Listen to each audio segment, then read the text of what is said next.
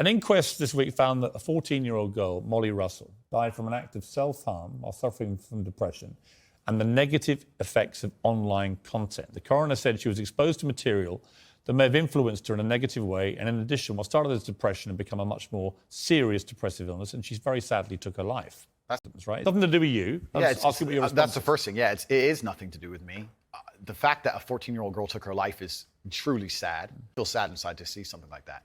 This fact that they just said it's romanticizing the gory element. I don't know what she was watching, some kind of suicide videos thing. I don't know where these things are created. Do you think the tech companies should be much tougher about stuff like this? I think that the tech companies need to do their best to protect people, I guess, to a degree. But it's a slippery slope, isn't it? And then they use this slippery slope to silence some people and to right. And I think it's a really fine line, and it's a complicated line. I don't know the answer to that, other than the reason I mentioned the Molly Russell case, not because that has anything to do with you at all, and I reiterate that. Thank you. So I simply ask you this.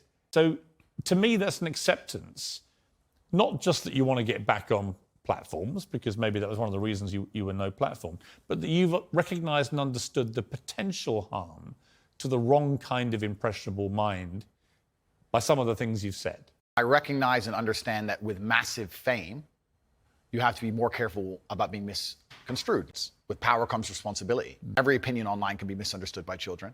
Trying to protect children from the internet is a very interesting subject in and of itself, because I would argue that 80% of the content on the internet can be negative or detrimental to a young mind that doesn't understand the world. Yep. However, I still do believe I'm a force for good in the world.